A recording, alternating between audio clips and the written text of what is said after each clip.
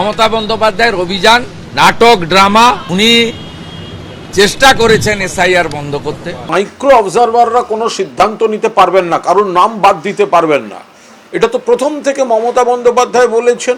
মমতা বন্দ্যোপাধ্যায়ের দায়ের মামলায় সোমবার সুপ্রিম কোর্টে কখনো রাজ্য সরকার স্বস্তি পেয়েছে, কখনো নির্বাচন কমিশনের ক্ষমতা প্রতিষ্ঠিত হয়েছে, যে যার মতো বুক ঠুকছে। তৃণমূল কংগ্রেস কালো কাপড় পরে এখানে এসেছিল তো দিল্লিতে। সুপ্রিম কোর্ট আজকে কালো কাপড়ের ওপরে সম্পূর্ণ সাদা রং করে দিয়েছে। ভারতবর্ষের সংবিধান সব রাজ্যের জন্য প্রযোজ্য, পশ্চিমবঙ্গ আলাদা কোনো রাষ্ট্র নয়। সুপ্রিম কোর্টের এই রায়কে স্বাগত জানাচ্ছি। কোর্ট বলছে যে না, এদেরকেই নিতে হবে, কারণ এরা লোকাল ল্যাঙ্গুয়েজ জানে। তুমি যে বাইরে থেকে যাকে নিয়ে আসছো ইউপি বিহার থেকে, সে তো লোকাল ল্যাঙ্গুয়েজ জানবে না, অতএব লোকাল নামটা কি হবে সেটা তো তারা বলতে পারবে। সোমবার সুপ্রিম কোর্টে উপস্থিত ছিলেন এসআইআর মামলার আবেদনকারী মোস্তারি বানু। লজিক্যাল ডিসক্রিপেন্সিতে তার নাম কেটে দেওয়া হয়। এরপর সুপ্রিম কোর্টে মামলা করেন তিনি। আমাকে হিয়ারিং এ ডেকেছে যে আমার বয়স থেকে বাবা মায়ের 15 বছরের কম, এটা আমাকে দিয়ে আমার এটা নোটিশ পাঠিয়েছিল, ভুলভাল এক কথায় নোটিশ পাঠিয়ে। গত 4/2/2026 তারিখে উনি এসেছিলেন, যখন আপনার এসআইয়ের কাজটা 99% সম্পূর্ণ হয়ে গেছে, সেই টাইমে উনি আসছেন এখানে নাটক করতে। আজকে যখন এই প্রসিডিংস চলছিল সুপ্রিম কোর্টে, আপনি কেন অনলাইনে কেন অ্যাপিয়ার হলেন না? সেদিন অ্যাপিয়ার হলেন না কেন? বুঝে গিয়েছেন নাকি যে সুপ্রিম কোর্টের তরফ থেকে একটা ধাক্কা আসতে চলেছে, এখন আপনি পালিয়ে গেছেন? সব মিলিয়ে এসআইআর ঘিরে বাকযুদ্ধের শেষ নেই। সত্যজিৎ বৈদ্য ও আশাবুল হোসেনের রিপোর্ট, এবিপি আনন্দ।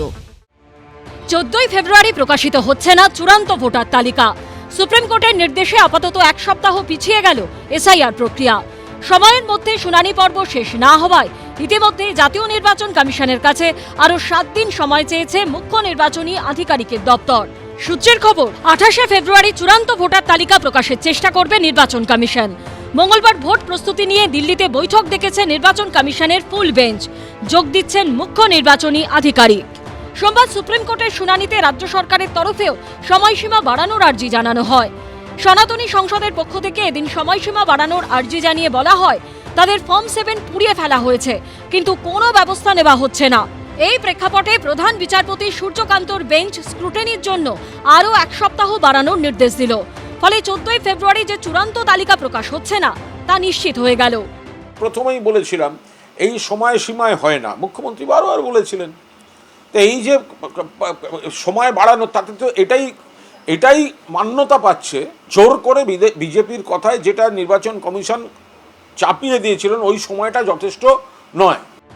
কাজের অগ্রগতি দেখে সোমবার সুপ্রিম কোর্টের প্রধান বিচারপতি বলেন, ইতিমধ্যে জমা দেওয়া নথি যাচাইয়ের কাজ চলছে। নোটিশ পরবর্তী নথিগুলো খতিয়ে দেখতে আরও সময় লাগবে।